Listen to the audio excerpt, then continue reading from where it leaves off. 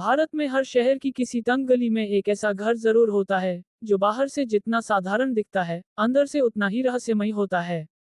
कुछ घरों में दीवारें बातें करती हैं, कुछ में दरवाजे बिना हवा के खुलते बंद होते हैं और कुछ में किसी की मौजूदगी महसूस होती है जो दिखती तो नहीं पर वहां होती जरूर है।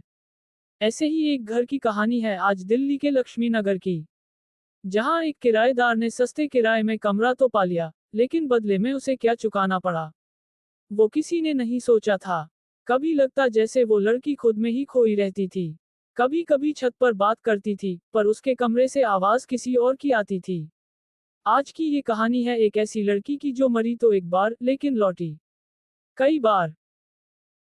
सीसीटीवी में जो दिखा वो कविता थी, पर उसका चेहरा नहीं दिखा। और उस फुटेज से 2 घंटे पहले उसी बिल्डिंग में एक और औरत घुसी थी। कौन थी वो, और क्या कविता की मौत का राज उसी के पास है?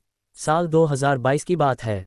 दिल्ली के लक्ष्मी नगर की एक 3 मंजिला पुरानी बिल्डिंग में आकाश और प्रिया, एक नवविवाहित कपल, अपने छोटे से फ्लैट में रहने आए। दोनों कॉल सेंटर में काम करते थे। घर का खर्च चलाने के लिए उन्होंने टॉप फ्लोर का एक कमरा किराए पर देने का फैसला किया। कुछ दिनों बाद उन्हें एक किराएदार मिली, कविता। लगभग 28-29 साल की, शांत, सीधे बाल और हमेशा झुकी नजर। कोई सवाल नहीं, 1 महीने का एडवांस और बस सामान लेकर शिफ्ट हो गई। शुरुआत में सब ठीक था, लेकिन जल्द ही अजीब चीजें घटने लगीं। कभी आधी रात को ऊपर से जोर जोर से चलने की आवाज, कभी दीवार पर खरोंच जैसे निशान, कभी ऐसा लगता जैसे कोई कमरे में फुसफुसा रहा हो। प्रिया ने जब कविता से पूछा, वो सिर्फ मुस्कुराई, दीदी मैं अकेली नहीं हूँ, वो भी मेरे साथ है। नीचे वाले फ्लैट में श्री शर्मा रहते थे, 60 साल के, अकेले। उन्होंने एक दिन प्रिया से कहा, उस लड़की से बचकर रहो, वो रात को छत पर किसी से बात करती है। शर्मा जी के पास हर रात की एक डायरी थी जिसमें उन्होंने वक्त, आवाजें और घटनाएं दर्ज की थीं। लेकिन पुलिस को शक हुआ, कोई पड़ोसी इतनी जानकारी क्यों रखेगा।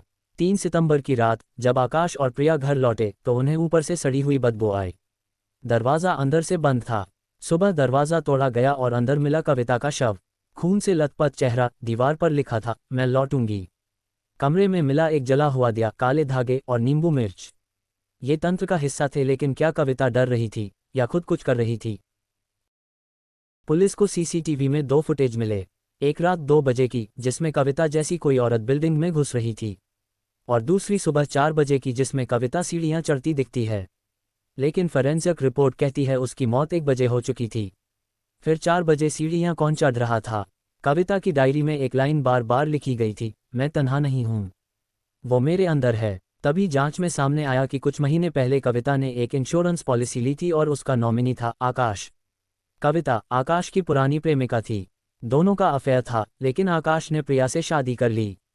जब कविता ने सच उजागर करने की धमकी दी तो उसने उसे मार दिया। लेकिन सवाल अब भी बाकी था, सीसीटीवी में जो दूसरी औरत थी वो कौन थी? क्या वो शर्मा की कल्पना थी या कविता की आत्मा? कुछ लोग कहते हैं कविता का साया अब भी उस बिल्डिंग में है, और जब रात के 2 बजते हैं तो सीढ़ियां अपने आप चढ़ती सुनाई देती हैं। आकाश अब जेल में है, प्रिया वो घर छोड़ चुकी है, पर वो कमरा आज भी खाली है। अगर आपको ऐसी सच्ची डरावनी कहानियां पसंद हैं तो चैनल को सब्सक्राइब करें। अगली बार मिलेंगे एक और रहस्यमयी किस्से के साथ। तब तक अकेले मत घूमिएगा।